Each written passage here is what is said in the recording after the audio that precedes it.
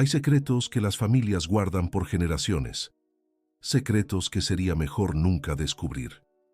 Mi nombre es Alejandro Méndez, y lo que voy a contarles ocurrió en un pequeño pueblo de Venezuela, cerca de la frontera con Colombia, en el año 1991. Una historia que durante años he intentado olvidar, pero que me persigue cada noche en mis pesadillas. Antes de comenzar, debo advertirles, esta no es una historia para corazones débiles. Lo que ocurrió en aquella iglesia del monte cambió mi vida para siempre. Si tienen el valor de acompañarme hasta el final, entenderán por qué soy el único que logró regresar. Amigos, si disfrutan de historias reales basadas en testimonios escalofriantes, no olviden suscribirse a La Macabra Historia, el canal donde contamos relatos de personas que descubrieron algo, conocieron a alguien o sobrevivieron para poder compartir lo inexplicable. Activen la campanita para no perderse ninguna de nuestras publicaciones semanales. Y por favor, compartan este video, porque mientras más personas conozcan esta historia, menos probable será que se repita. Ahora, acompáñenme a este viaje al pasado, a un lugar donde la fe y el horror se entrelazaron para siempre. Crecí en un pueblo llamado San Rafael del Monte, un lugar tan pequeño que ni siquiera aparecía en los mapas. Un valle rodeado de montañas donde el tiempo parecía haberse detenido. Mi familia, los Méndez, era respetada y temida a partes iguales.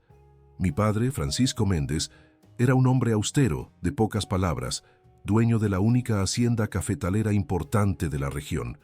Mi madre, Carmen, una mujer devota que pasaba más tiempo en la iglesia que en nuestra propia casa. Y luego estaba mi hermana mayor, Isabel, 6 años mayor que yo. Isabel era diferente a todos nosotros. Mientras yo me conformaba con la vida sencilla del pueblo, ella siempre miraba hacia las montañas, como si supiera que algo la esperaba allá arriba. «Algún día entenderás, Alejandro», me decía siempre, con esa sonrisa que escondía más de lo que revelaba. Hay cosas en este mundo que no podemos ver, pero que nos observan constantemente. En aquel entonces, yo tenía 15 años. Isabel acababa de cumplir 21 y había regresado de Caracas, donde estudiaba medicina, pero volvió cambiada. Más callada, más pálida, con una mirada que parecía atravesar las paredes. Pasaba horas encerrada en su habitación, escribiendo en un diario que guardaba celosamente bajo llave. Una noche, la escuché hablar sola. Me acerqué sigilosamente a su puerta y pegué la oreja. No hablaba sola, rezaba, pero no eran las oraciones que nos había enseñado el padre Guillermo en la iglesia del pueblo.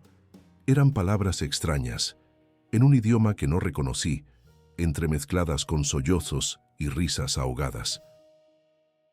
Al día siguiente, durante el desayuno, noté que Isabel no había probado bocado. Sus ojos tenían profundas ojeras y su piel estaba más pálida que nunca. «¿Estás bien, hija?», preguntó mi madre, preocupada. «Mejor que nunca», respondió Isabel, con una voz que no parecía la suya. «Anoche recibí una señal. La Virgen del Monte me ha elegido». Mi padre dejó caer su taza de café, que se hizo añicos contra el suelo de baldosas. Un silencio sepulcral invadió el comedor. «¿De qué hablas, Isabel?», preguntó finalmente con voz temblorosa. «De la iglesia abandonada en lo alto del monte», respondió ella con una serenidad perturbadora. «La que los abuelos prohibieron mencionar. Ella me está llamando. Debo ir». Nunca había visto a mi padre tan alterado. Se levantó de golpe, agarró a Isabel por los hombros y la sacudió con fuerza. «Jamás vuelvas a mencionar ese lugar. ¿Me entiendes? Jamás». Isabel simplemente sonrió, como si supiera algo que nosotros ignorábamos. Algo terrible. Esa misma tarde, mientras regresaba de la escuela, me encontré con el viejo Mateo, un anciano que vivía en las afueras del pueblo y que todos consideraban un poco loco. Me detuvo en medio del camino polvoriento. «Tu hermana ha sido marcada, muchacho», me dijo con sus ojos nublados por las cataratas. «La he visto en mis sueños, subiendo al monte, y no iba sola». «¿Qué quiere decir, don Mateo?», pregunté, sintiendo un escalofrío recorrer mi espalda. La iglesia del monte tiene hambre, chico. Siempre ha tenido hambre. Y cada 40 años despierta para alimentarse. Tu familia lo sabe bien, demasiado bien. Antes de que pudiera preguntarle más, el viejo Mateo se alejó, murmurando oraciones y haciendo la señal de la cruz una y otra vez. Aquella noche no pude dormir. Las palabras del anciano resonaban en mi cabeza. ¿Qué sabía mi familia sobre aquella iglesia abandonada? ¿Por qué mi padre había reaccionado de manera tan violenta? Decidí buscar respuestas en el único lugar donde sabía que podría encontrarlas: el despacho de mi padre, una habitación a la que teníamos prohibido entrar. Esperé hasta que todos estuvieran dormidos y me deslicé silenciosamente hasta allí. La puerta estaba cerrada con llave, pero yo sabía dónde guardaba mi padre la llave de repuesto, dentro de un viejo reloj de péndulo que había pertenecido a mi abuelo. Una vez dentro, comencé a revisar los cajones del escritorio. En el último, oculto bajo una pila de documentos, encontré un libro antiguo, encuadernado en cuero oscuro y con un símbolo extraño grabado en la portada. Una cruz invertida rodeada de lo que parecían ser espinas. Al abrirlo, descubrí que era una especie de diario, escrito por mi bisabuelo Ernesto Méndez. Las primeras páginas relataban la llegada de nuestra familia a San Rafael del Monte en 1871. Pero a medida que avanzaba en la lectura, el contenido se volvía más perturbador. 10 de mayo de 1871. Hemos descubierto algo en lo alto del monte. Una iglesia antigua, construida por los españoles según dicen los lugareños. Pero hay algo extraño en ella. Los indígenas de la zona se niegan a acercarse. Dicen que es un lugar maldito, donde los conquistadores realizaban rituales prohibidos. Mañana subiré a investigar. 11 de mayo de 1871. He entrado en la iglesia. Es más grande de lo que parece desde fuera, con pasadizos que se adentran en la montaña. En el altar mayor encontré un crucifijo diferente a cualquier otro que haya visto. Cristo no mira al cielo, sino al suelo, y su rostro no es de sufrimiento, sino de éxtasis. Debajo del altar hay una trampilla. Mañana volveré con herramientas para abrirla. 12 de mayo de 1871. Dios mío, ¿qué he hecho? Bajo la iglesia hay una red de catacumbas, y en ellas encontré algo que no debería existir. Un altar de piedra negra, manchado de sangre antigua, y grabados en las paredes, símbolos que hacen que mi alma tiemble. Pero lo peor fue la voz. Una voz que susurraba mi nombre, prometiéndome riqueza, poder, conocimiento, a cambio de un sacrificio de sangre. Las siguientes páginas detallaban cómo mi bisabuelo había hecho un pacto con algo que habitaba en aquellas catacumbas. A cambio de prosperidad para nuestra familia, cada 40 años debía ofrecer un sacrificio, la vida de una joven virgen de la familia Méndez. Con horror leí cómo mi bisabuelo había sacrificado a su propia hermana y cómo su hijo, mi abuelo, había sacrificado a la suya. Y mi padre. Un ruido me sobresaltó. Alguien había entrado en la casa. Rápidamente, guardé el diario donde lo había encontrado y salí del despacho cerrando la puerta con llave. Al regresar a mi habitación, noté que la puerta de Isabel estaba abierta. Me asomé. Su cama estaba vacía, y sobre la almohada, una nota escrita con una caligrafía que no parecía la suya. La Virgen del Monte me llama. No intentes seguirme, Alejandro. Algunos sacrificios son necesarios.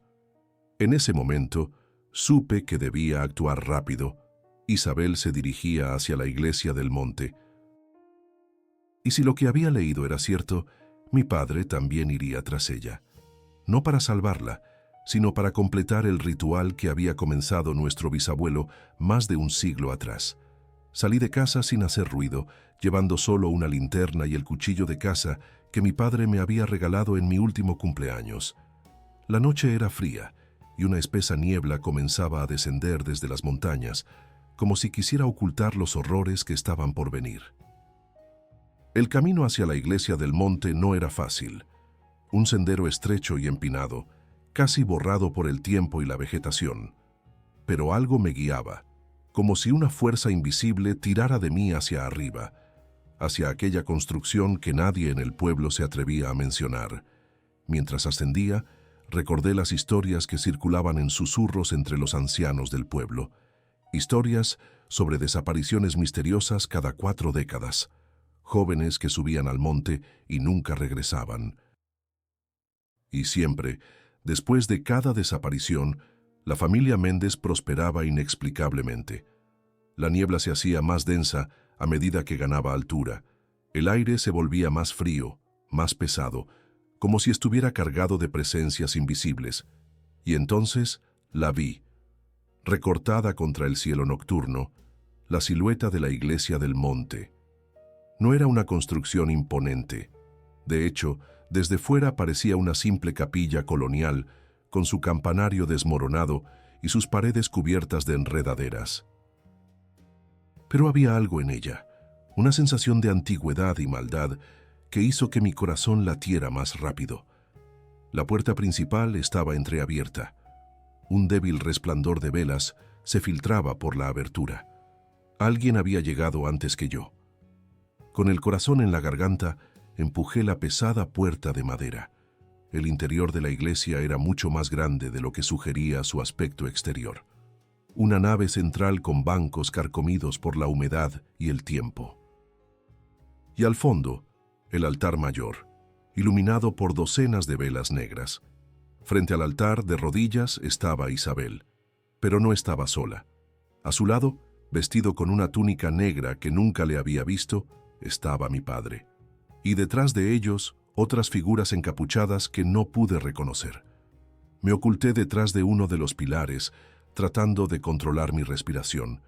Isabel parecía estar en trance, murmurando palabras en aquel extraño idioma que le había escuchado en su habitación. Mi padre sostenía un cáliz de plata en una mano y en la otra, un cuchillo ceremonial cuya hoja brillaba siniestramente a la luz de las velas. «Ha llegado el momento», dijo mi padre, con una voz que no parecía la suya. «La ofrenda debe ser realizada antes de la medianoche». Las figuras encapuchadas comenzaron a cantar en un coro monótono y perturbador, un canto que parecía provenir de las profundidades de la tierra. «Padre», dijo Isabel, con voz débil, como si estuviera despertando de un sueño. «¿Qué está pasando? ¿Por qué estamos aquí?» Mi padre no respondió. En su lugar hizo una señal a 2 de las figuras encapuchadas que sujetaron a Isabel por los brazos. «¡Suéltenme!», gritó ella, ahora completamente despierta y aterrorizada. «Padre, por favor, ¿qué están haciendo?» «Lo que debe hacerse», respondió él, con una frialdad que me heló la sangre. «Lo que cada generación de nuestra familia ha hecho para asegurar nuestra prosperidad. El pacto debe ser honrado». Isabel luchaba desesperadamente, pero era inútil. Los encapuchados la arrastraron hacia el altar, donde la obligaron a tumbarse sobre la fría piedra. «La sangre de la Virgen abrirá la puerta», entonó mi padre, levantando el cuchillo. «Y Él nos recompensará, como ha recompensado a nuestros antepasados». No podía quedarme escondido mientras mi propia hermana iba a ser sacrificada. Sin pensar en las consecuencias, salí de mi escondite y corrí hacia el altar. «Deténganse», grité blandiendo mi cuchillo de caza. «Suéltenla ahora mismo». Mi padre se volvió hacia mí, y lo que vi en sus ojos me dejó paralizado. No había nada humano en ellos, solo un vacío negro y hambriento. «Alejandro», dijo, con una voz que parecía un eco distante, «no deberías estar aquí, pero ya que has venido, quizás sea una señal. Quizás debas presenciar lo que significa ser un verdadero Méndez». «Esto es una locura», grité, acercándome más al altar. «Es tu hija, tu propia sangre. Precisamente por eso su sacrificio es valioso», respondió él, con una sonrisa que no le pertenecía. «La sangre llama a la sangre, y la sangre de una Méndez, ofrecida voluntariamente, es el más poderoso de los regalos». «No es voluntario si la has engañado», exclamé, mirando a Isabel, que me observaba con ojos desorbitados por el terror. «Oh, pero ella vino por su propia voluntad», dijo mi padre. La Virgen del Monte la llamó, y ella respondió, como todas las demás antes que ella. En ese momento, uno de los encapuchados se acercó a mí por detrás y me sujetó con fuerza. Intenté liberarme, pero era demasiado fuerte. «Observa, hijo mío», dijo mi padre, volviendo a levantar el cuchillo. «Observa y aprende, porque algún día será tu turno de mantener el pacto». Isabel me miró, con lágrimas corriendo por sus mejillas. «Alejandro», susurró, «corre, corre y no mires atrás». Y entonces ocurrió algo extraordinario. Las velas se apagaron de golpe, sumiendo la iglesia en la oscuridad más absoluta. Un viento helado recorrió la nave, cargado de susurros y lamentos, y desde algún lugar bajo nuestros pies, un rugido profundo, como si la montaña misma despertara de un largo sueño. Aproveché la confusión para liberarme del encapuchado y correr hacia el altar. A tientas encontré a Isabel y la ayudé a incorporarse. «Vamos», le dije tirando de ella, «tenemos que salir de aquí». Pero Isabel no se movió. «Es demasiado tarde», dijo con una voz que me heló la sangre. «Él ya está aquí». La oscuridad era casi sólida, como si pudiera tocarla con las manos. Los gritos de los encapuchados resonaban en la nave de la iglesia, mezclándose con aquel rugido subterráneo que parecía aumentar de intensidad. «¿Quién está aquí?», pregunté, aferrándome al brazo de Isabel. «¿De qué estás hablando?». Antes de que pudiera responder, el suelo bajo el altar comenzó a temblar. Las piedras se separaron, revelando una abertura oscura. Un olor nauseabundo, a carne putrefacta y tierra húmeda, emergió de aquel agujero. «La entrada a las catacumbas», susurró Isabel, con una mezcla de terror y fascinación. «El lugar donde habita». «¿Dónde habita quién?», pregunté, aunque una parte de mí no quería conocer la respuesta. «El que nos ha dado todo», respondió ella, con una voz que no parecía la suya. «El que exige su pago cada 40 años». De repente, mi linterna volvió a funcionar, iluminando parcialmente la escena. Lo que vi me dejó sin aliento. Mi padre y los encapuchados estaban de rodillas alrededor del agujero, murmurando aquella extraña letanía. Y desde el interior de la abertura, algo comenzaba a emerger. No puedo describir con palabras lo que vi. No era humano, aunque tenía una forma vagamente antropomórfica. Una masa de carne pálida y pulsante, con múltiples extremidades que terminaban en garras afiladas. Y su rostro, si es que se le podía llamar rostro, era una pesadilla de ojos y bocas superpuestas, todas abiertas en un grito silencioso. «El guardián del pacto», dijo mi padre con reverencia, «ha venido a reclamar su ofrenda». Una de las extremidades de aquella cosa se extendió hacia Isabel, acariciando su mejilla con una delicadeza obscena. Vi cómo mi hermana temblaba, pero no retrocedió. «¿Lo ves ahora, Alejandro?», me preguntó ella, sin apartar la mirada de aquella abominación. «¿Entiendes por qué nuestra familia siempre ha prosperado? ¿Por qué nunca nos ha faltado nada mientras otros sufren?». «Esto está mal», dije retrocediendo. «Sea lo que sea esa cosa, no podemos permitir que te lleve». Isabel sonrió, una sonrisa triste y resignada. «No tienes elección, hermano, nadie la tiene. El pacto debe ser honrado». En ese momento, uno de los encapuchados se quitó la capucha, revelando su rostro. Era don Mateo, el anciano que me había advertido en el camino. Pero sus ojos ya no estaban nublados por las cataratas. Eran negros, completamente negros, como pozos sin fondo. «El chico no debería estar aquí», dijo, con una voz que parecía provenir de muy lejos. «No es su tiempo». «Ha venido por su propia voluntad», respondió mi padre. «Quizás el guardián quiera llevarse a los dos». Aquella cosa emitió un sonido, como un suspiro satisfecho. Más extremidades emergieron del agujero, arrastrándose por el suelo de la iglesia, acercándose a mí. Fue entonces cuando recordé el cuchillo que aún sostenía en mi mano. Sin pensarlo 2 veces, me lancé hacia adelante y clavé la hoja en una de aquellas extremidades palpitantes. Un chillido ensordecedor llenó la iglesia, haciendo temblar los vitrales y caer trozos de yeso del techo. La criatura se retorció de dolor, retrayendo la extremidad herida hacia el agujero. «¿Qué has hecho?», gritó mi padre, con el rostro contorsionado por la furia y el terror. «Has roto el pacto. Nos destruirá a todos». No esperé a ver si tenía razón. Agarré a Isabel por el brazo y tiré de ella hacia la salida. «Vamos», le grité. «Ahora es nuestra oportunidad». Para mi sorpresa, ella no opuso resistencia. Corrimos hacia la puerta de la iglesia, perseguidos por los aullidos de aquella cosa y los gritos de mi padre y los encapuchados. Pero cuando estábamos a punto de alcanzar la salida, el suelo bajo nuestros pies se abrió. Una red de grietas se extendió por toda la nave, como si la iglesia misma se estuviera desmoronando. «¡Salta!», grité a Isabel, empujándola hacia adelante mientras el suelo bajo mis pies comenzaba a ceder. Ella logró llegar al otro lado justo cuando yo caía. Intenté agarrarme al borde, pero era demasiado tarde.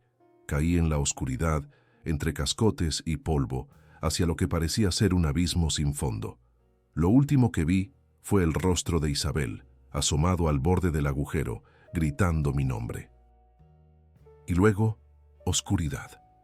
No sé cuánto tiempo estuve inconsciente. Cuando desperté, estaba rodeado de tinieblas. El aire era denso, cargado de humedad, y aquel olor nauseabundo que había emergido del agujero bajo el altar. Me incorporé con dificultad, palpando a mi alrededor. Parecía estar en algún tipo de túnel o pasadizo. Las paredes eran de piedra, húmedas y frías al tacto. Mi linterna había desaparecido en la caída, pero extrañamente podía ver. Una débil luz verdosa emanaba de las paredes, proveniente de algún tipo de musgo o hongo fosforescente. Comencé a avanzar, guiado por aquella luz fantasmal.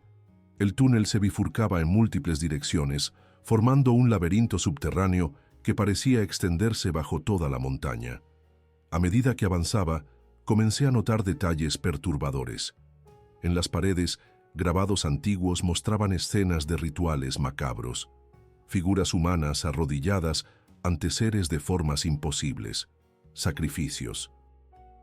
Pactos sellados con sangre, y entre los grabados, nichos excavados en la roca. En cada nicho restos humanos, esqueletos con las manos atadas a la espalda. Algunos parecían recientes, con jirones de carne aún adheridos a los huesos. Con horror, me di cuenta de que estaba en las catacumbas mencionadas en el diario de mi bisabuelo, el lugar donde se habían realizado los sacrificios durante generaciones. Continué avanzando, tratando de encontrar una salida, cuando escuché voces.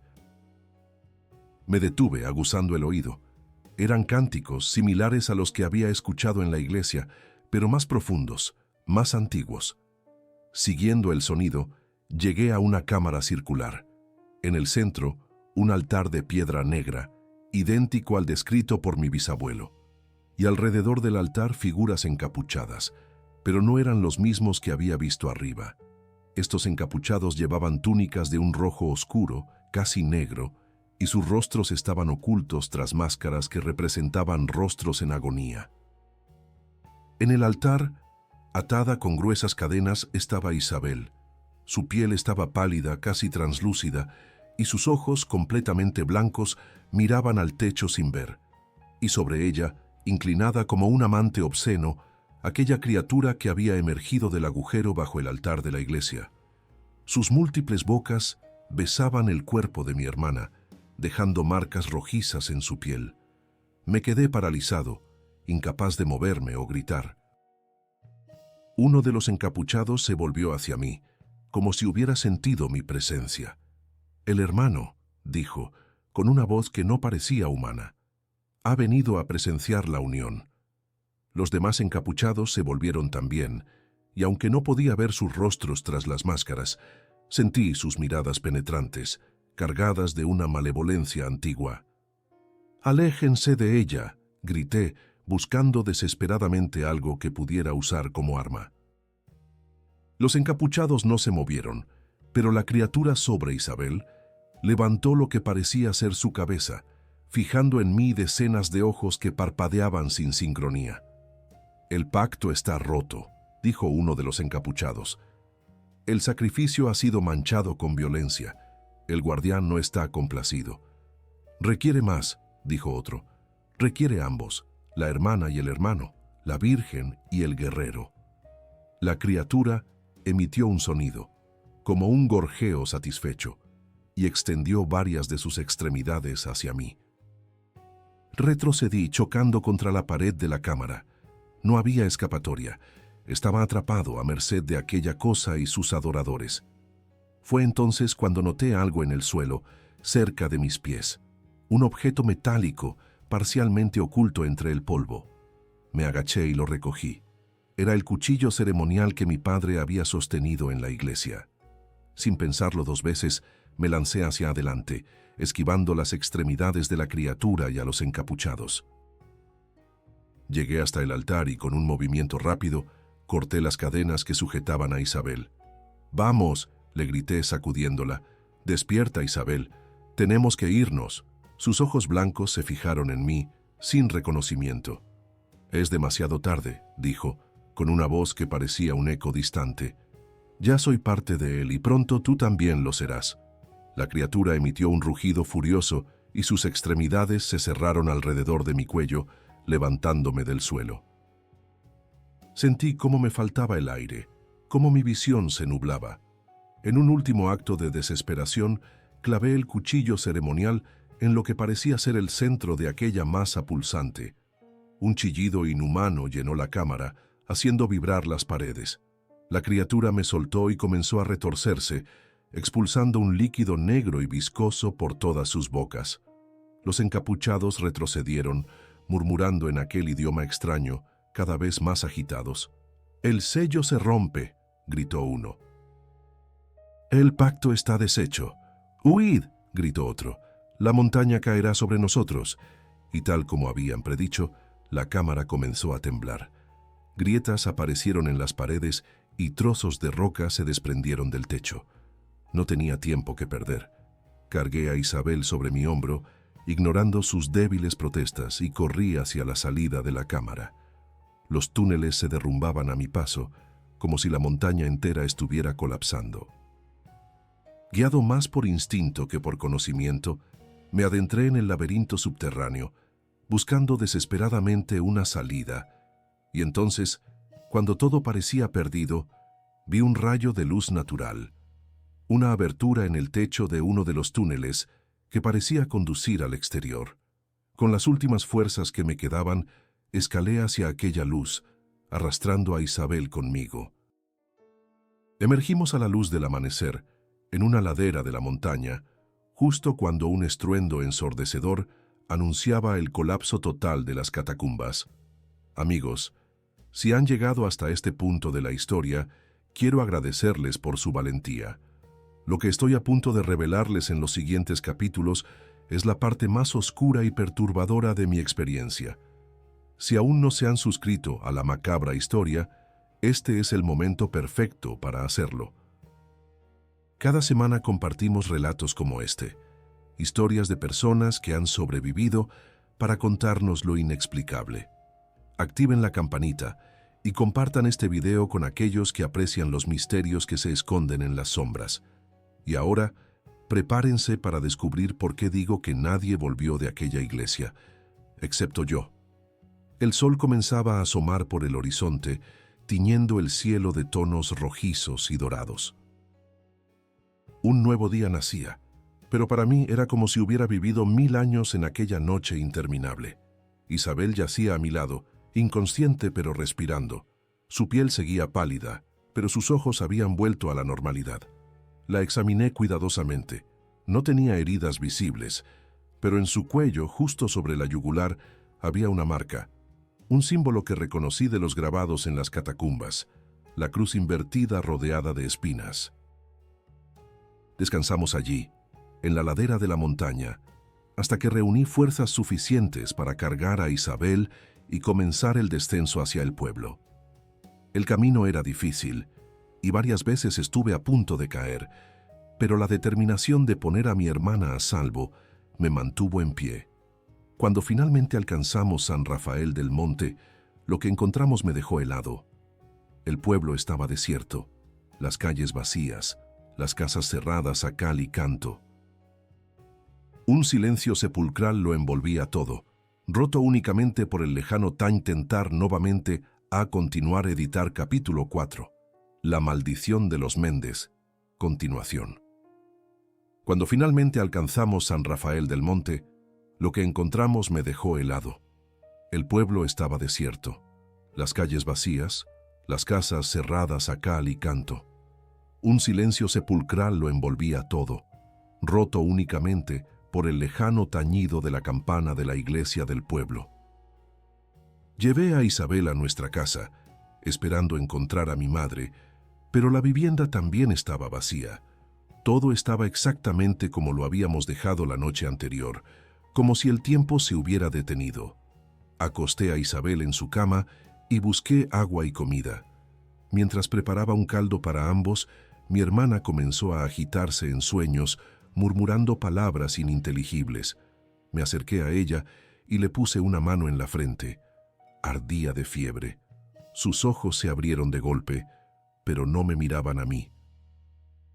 Miraban algo más allá, algo que solo ella podía ver. «Están todos muertos», dijo con una voz que me heló la sangre. «Todos los que estuvieron en la iglesia, padre, los ancianos del pueblo, todos». «¿Qué estás diciendo, Isabel?», pregunté, tratando de mantener la calma. «¿Cómo puedes saberlo?». «Porque los veo», respondió ella con una sonrisa inquietante. «Los veo en el otro lado, atrapados, sufriendo. El pacto se rompió, y él se los ha llevado a todos». Un escalofrío recorrió mi espalda. ¿Estaba delirando por la fiebre o realmente podía ver algo que yo no? ¿Y mamá?, pregunté temiendo la respuesta. «¿Dónde está mamá?». Isabel cerró los ojos como concentrándose. «No la veo», dijo finalmente. «No está con ellos, está escondida, en la iglesia del pueblo, rezando, pidiendo perdón». Sin esperar más, salí corriendo hacia la iglesia. Las calles seguían desiertas, como si todos los habitantes de San Rafael del Monte hubieran desaparecido de la noche a la mañana. La iglesia del pueblo, a diferencia de la del monte, era un edificio modesto pero bien cuidado. Sus puertas estaban abiertas de par en par y el tañido de la campana, que había escuchado desde lejos, ahora resonaba con más fuerza. Entré con cautela. El interior estaba en penumbra, iluminado únicamente por la luz que se filtraba a través de los vitrales y por algunas velas encendidas en el altar. Y allí, de rodillas frente al crucifijo, estaba mi madre. Su figura encorvada, sacudida por sollozos silenciosos, me partió el corazón. «Mamá», la llamé suavemente acercándome. Ella se volvió sobresaltada. Su rostro, siempre hermoso a pesar de las arrugas, estaba ahora desfigurado por el horror y el sufrimiento. «Alejandro», susurró como si no pudiera creer lo que veían sus ojos. «Estás vivo. Gracias a Dios, estás vivo».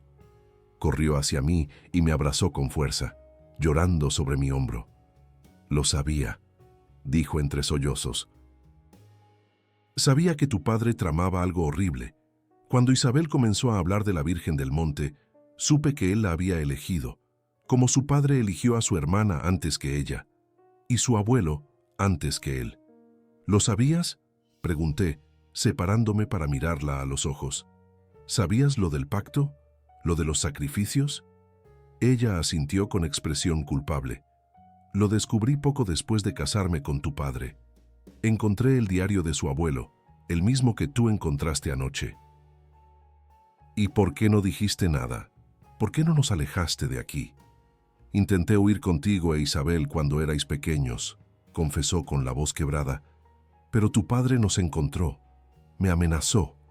Dijo que si intentaba llevármelos de nuevo, os mataría a los dos. Que la maldición de los Méndez nos perseguiría estuviéramos donde estuviéramos». Me senté en uno de los bancos, tratando de asimilar todo lo que estaba ocurriendo. «¿Dónde están todos?», pregunté finalmente. «El pueblo está desierto». Mi madre se santiguó, con los ojos llenos de terror. Cuando la tierra tembló esta madrugada, todos supieron lo que había ocurrido. El pacto se había roto.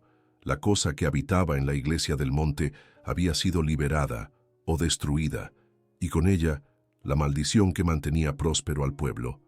¿Qué quieres decir? San Rafael del Monte nunca fue un pueblo normal, hijo mío, explicó, sentándose a mi lado. Fue fundado por los españoles como un puesto de avanzada, un lugar desde donde explorar las montañas en busca de oro.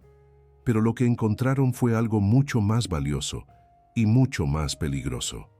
La criatura de las catacumbas, dije, recordando el horror que había visto bajo la iglesia. Mi madre asintió. Los indígenas de la zona la adoraban mucho antes de que llegaran los españoles. La llamaban el devorador de almas. Los conquistadores intentaron destruirla, pero descubrieron que era inmortal. Así que hicieron lo único que podían hacer. La encerraron bajo la iglesia, sellándola con oraciones y rituales traídos del viejo mundo. Pero el sello no era perfecto, continuó.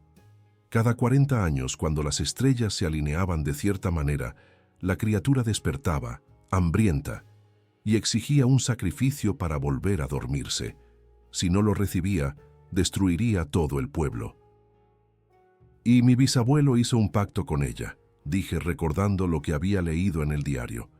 Sí, le ofreció a su hermana a cambio de prosperidad para la familia Méndez, y desde entonces, cada 40 años, un Méndez debe ofrecer a una mujer joven de la familia. Siempre la misma condición, una virgen ofrecida voluntariamente. ¿Voluntariamente?, exclamé, indignado. Isabel no fue voluntariamente, fue engañada. La criatura tiene formas de atraer a sus víctimas, explicó mi madre. Susurra en sus sueños, les hace creer que han sido elegidas para algo grandioso. Les habla de la Virgen del Monte, una retorcida versión de la Virgen María que supuestamente se apareció en la iglesia. Recordé cómo Isabel había cambiado tras regresar de Caracas, cómo hablaba de haber recibido una señal, de haber sido elegida. ¿Y ahora qué?, pregunté. ¿Qué pasará con el pueblo? ¿Con nosotros? Mi madre bajó la mirada. Los habitantes han huido. Creen que la maldición caerá sobre todos ellos por no haber evitado que el pacto se rompiera. En cuanto a nosotros, no lo sé, hijo. La familia Méndez lleva la marca de la criatura en su sangre. Y ahora que el pacto se ha roto, no terminó la frase, pero no era necesario. Ambos sabíamos lo que quería decir. Estábamos condenados. Regresamos a casa para comprobar cómo seguía Isabel. La encontramos sentada en la cama, con la mirada perdida en la ventana que daba hacia la montaña. Ha callado, dijo sin volverse a mirarnos. Ya no escucho su voz en mi cabeza. ¿La criatura?, pregunté sentándome a su lado. Ella asintió. Me llamaba cada noche, desde que regresé de Caracas. Me hablaba de la Virgen del Monte, de cómo había sido elegida para una misión divina. Pero no era la Virgen, era él, el que habita en las profundidades. Mi madre se acercó y abrazó a Isabel, llorando en silencio. Perdóname, hija mía, sollozó. Debí haberte protegido mejor. Debí haberos alejado de este lugar maldito cuando aún había tiempo. Isabel le devolvió el abrazo, pero sus ojos seguían fijos en la ventana. No es culpa tuya, mamá. Es la maldición de los Méndez. Está en nuestra sangre. Pasamos el resto del día preparándonos para abandonar San Rafael del Monte. Recogimos lo esencial: ropa, algo de comida, el poco dinero que había en la casa. Mi madre insistió en llevarse también algunas fotografías familiares y una pequeña imagen de la Virgen María que había pertenecido a su madre. No todas las vírgenes son falsas, dijo, guardando cuidadosamente la imagen en su bolso. Ella nos protegerá en el camino. Cuando el sol comenzaba a ponerse, estábamos listos para partir. Cargamos nuestras escasas pertenencias en el viejo jeep de mi padre y nos dispusimos a abandonar para siempre el pueblo que había sido nuestro hogar. Pero cuando intenté arrancar el vehículo, el motor ni siquiera tosió. Estaba completamente muerto. Debe ser la batería, dije, intentando mantener la calma. Voy a revisar. Abrí el capó y lo que vi me dejó helado. Donde debería estar la batería, había una masa pulsante de carne rojiza, similar a la criatura de las catacumbas, pero en miniatura. Latía como un corazón enfermo, conectada a los cables del vehículo mediante venas palpitantes. Retrocedí, horrorizado, cerrando el capó de golpe. «¿Qué ocurre?», se preguntó mi madre, alarmada por mi expresión. No tuve tiempo de responder. Un temblor sacudió la tierra bajo nuestros pies, más fuerte que el de la madrugada. Las ventanas de la casa estallaron y las paredes comenzaron a agrietarse. «¡Fuera!», grité, agarrando a mi madre e Isabel. «¡Salgamos de aquí!». Apenas habíamos cruzado el umbral cuando la casa se derrumbó tras nosotros, levantando una nube de polvo y escombros. Y entonces lo vimos. En lo alto del monte, donde antes se alzaba la iglesia, ahora había un resplandor rojizo, como si la montaña entera estuviera ardiendo desde dentro. «Ha regresado», susurró Isabel, con los ojos desorbitados por el terror. «Ha encontrado una forma de salir de las catacumbas». «¿Quién?», pregunté, aunque ya conocía la respuesta. «El devorador de almas», respondió ella, señalando hacia el resplandor. «Y viene a buscar lo que le pertenece». La noche cayó sobre San Rafael del Monte, una noche sin estrellas, iluminada únicamente por aquel resplandor rojizo que emanaba de la montaña. El aire se volvió denso, cargado de un olor acre, como a azufre y carne quemada. Con el jeep inutilizado, nuestra única opción era huir a pie. El pueblo más cercano estaba a un día de camino, siguiendo la carretera que serpenteaba entre las montañas. «Debemos irnos ahora», dije, recogiendo nuestras bolsas. «Antes de que lo que sea que esté en la montaña decida bajar al pueblo». Mi madre asintió, pero Isabel no se movió. Seguía mirando fijamente hacia el resplandor rojizo como hipnotizada. «No podemos huir», dijo finalmente, con una voz que no parecía la suya. «No de él. Nos encontrará donde quiera que vayamos. La sangre de los Méndez le pertenece». «Eso no es cierto», protesté, sacudiéndola por los hombros. «Hemos roto el pacto. Ya no tiene poder sobre nosotros». Isabel me miró, y por un momento vi en sus ojos un destello de lucidez. «El pacto está roto, sí», dijo, «pero eso no significa que esté libre. Significa que ya no está obligado a respetar los términos. Ya no se conformará con una vida cada 40 años.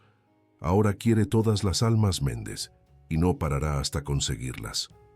Un nuevo temblor sacudió la tierra, más fuerte que los anteriores.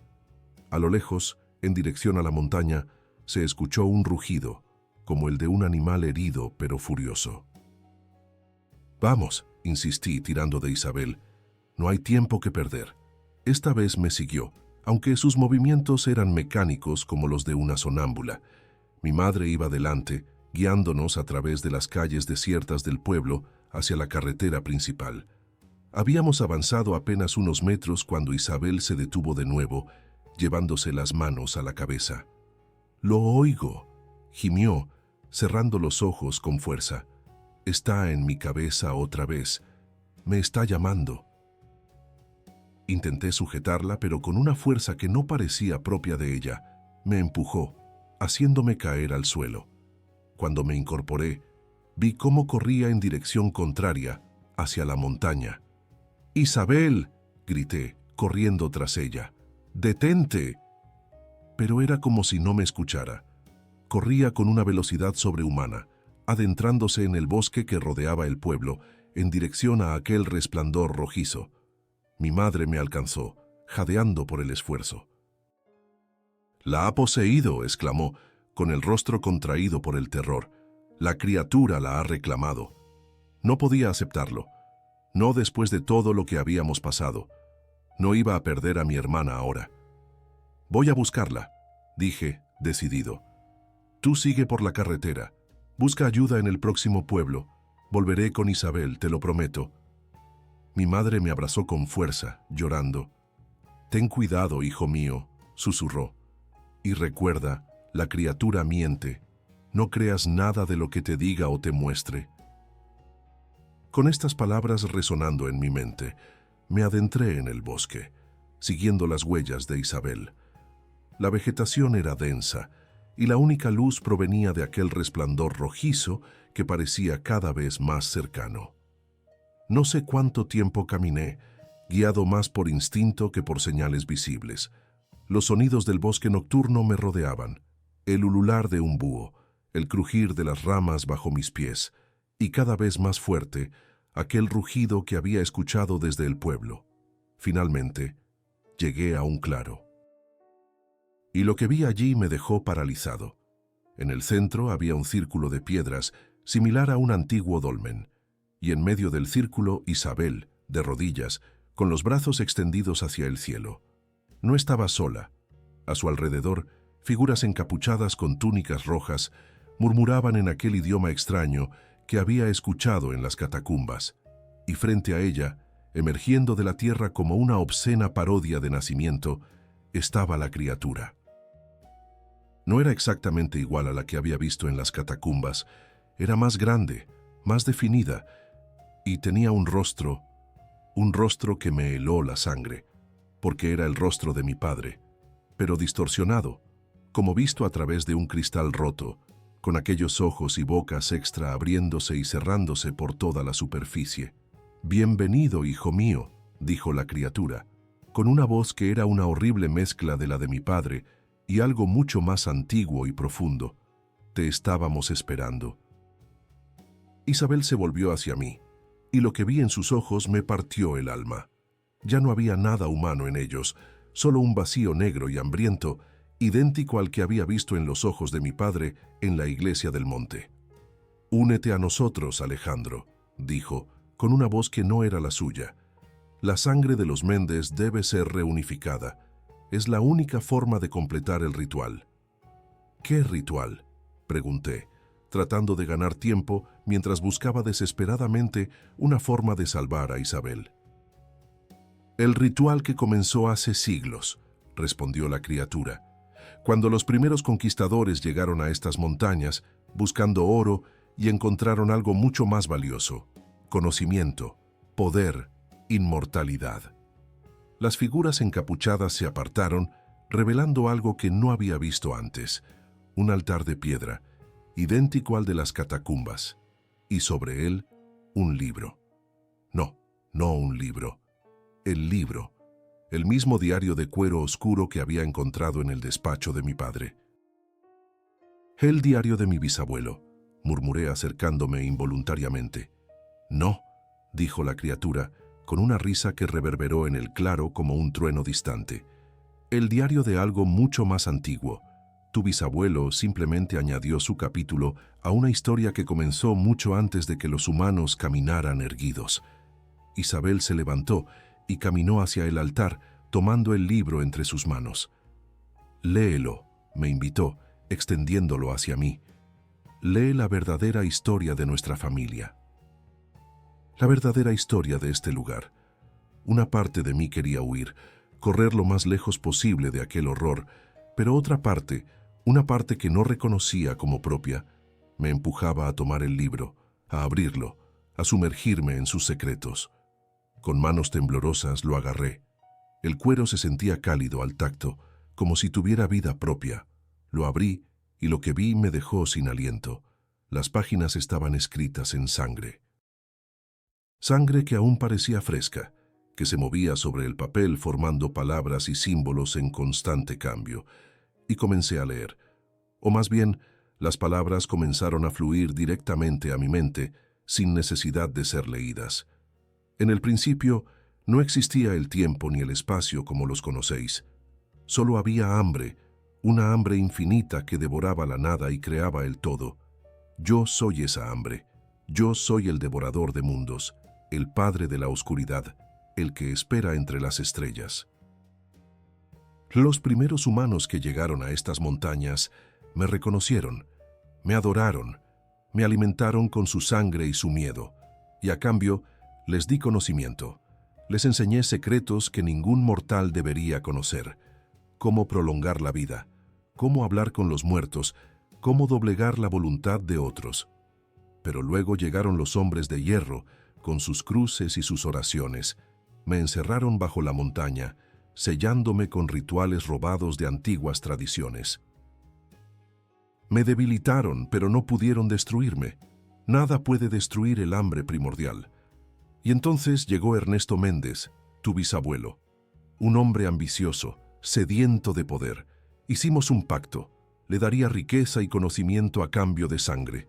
La sangre de su propia hermana. Una sangre especial marcada por las estrellas. Pero el pacto era solo el comienzo. Cada sacrificio fortalecía el vínculo entre la sangre Méndez y mi esencia.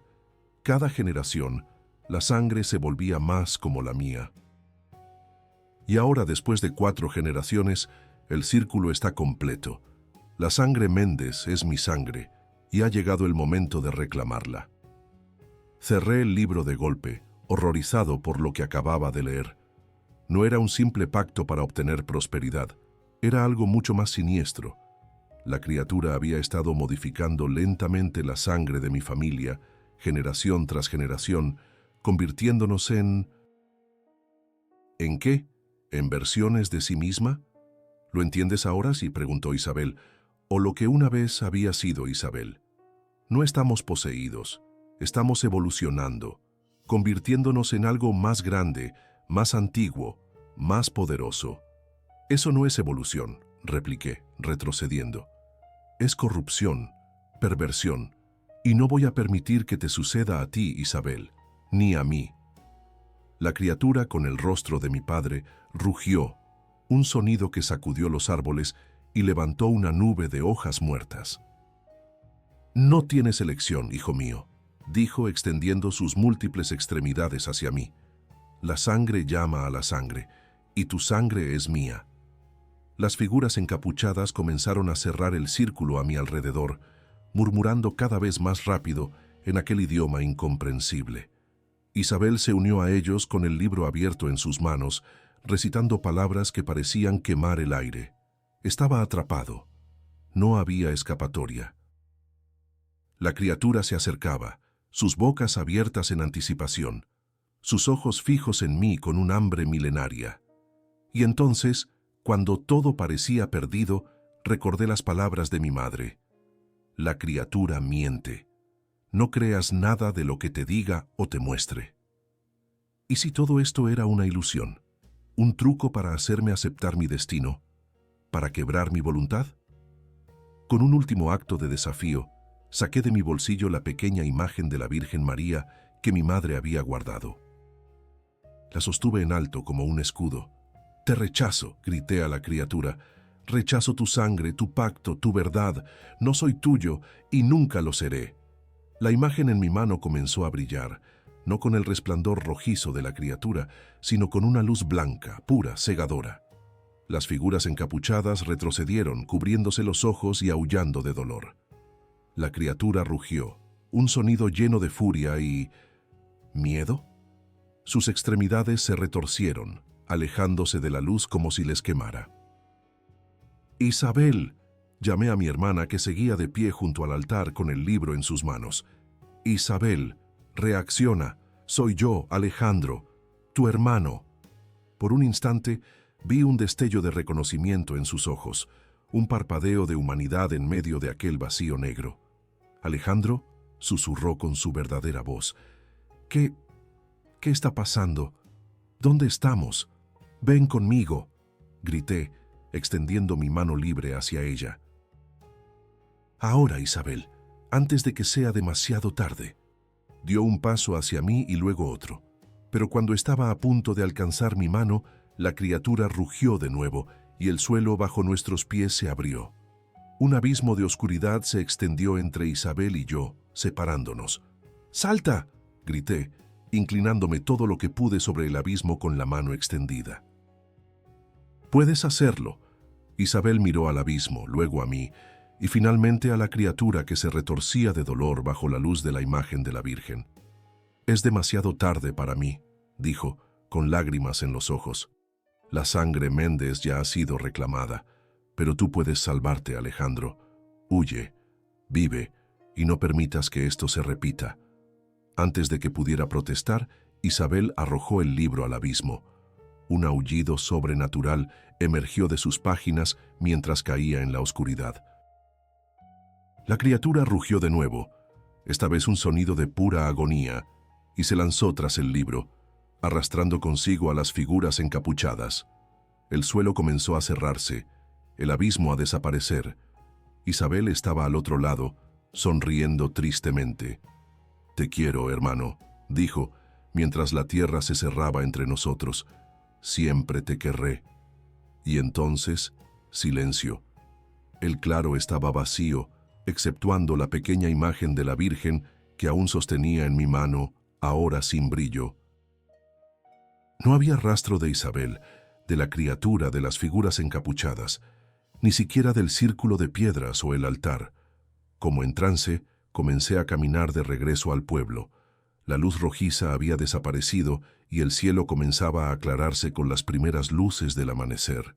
Cuando llegué a la carretera principal, encontré a mi madre esperándome. No había ido a buscar ayuda como le había pedido. Había esperado, rezando por nuestro regreso. «¿Isabel?», preguntó con esperanza en sus ojos. No pude responder. Las lágrimas corrían por mis mejillas y un nudo en la garganta me impedía hablar. Mi madre entendió.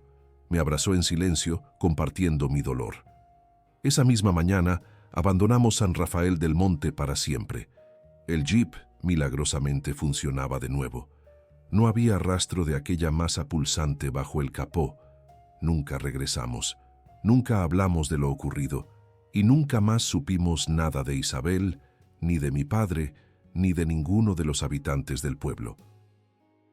Han pasado más de 30 años desde entonces. Mi madre falleció hace 5, llevándose a la tumba muchos de los secretos de nuestra familia. Yo he vivido en el anonimato, cambiando de nombre y de país varias veces, siempre temiendo que la maldición de los Méndez me alcanzara. Hasta ahora, he sido el único que volvió de aquella iglesia del monte, el único testigo de lo que realmente ocurrió en San Rafael del Monte en 1991. ¿Por qué lo cuento ahora? Porque los ciclos se repiten. Porque la sangre llama a la sangre. Y porque hace una semana recibí una carta sin remitente, escrita con una caligrafía que reconocería en cualquier parte, la de Isabel. Solo contenía una frase: «La iglesia del monte ha vuelto a abrir sus puertas. Y sé que debo regresar, una última vez, para terminar lo que comenzó hace tantos años, para liberar a Isabel, si es que aún queda algo de ella que pueda ser liberado, porque nadie volvió de aquella iglesia, excepto yo. Y quizás, solo quizás, esa sea la razón por la que todo esto está sucediendo de nuevo. Amigos, si han llegado hasta el final de esta historia, les agradezco profundamente. A veces, compartir estos horrores es la única forma de exorcizarlos. Si les ha gustado este relato, no olviden suscribirse a La Macabra Historia, activar la campanita de notificaciones y compartir este video con aquellos que aprecian las historias de terror basadas en experiencias reales. Cada semana traemos nuevos testimonios de personas que han sobrevivido para contarnos lo inexplicable. Y recuerden, hay lugares en este mundo donde es mejor no entrar. Hay puertas que es mejor no abrir. Y hay iglesias, como la del Monte de San Rafael, a las que es mejor no acercarse, porque nadie regresa de ellas, excepto yo. Hasta la próxima historia, amigos. Que sus noches estén libres de pesadillas, o al menos de las que no pueden controlar.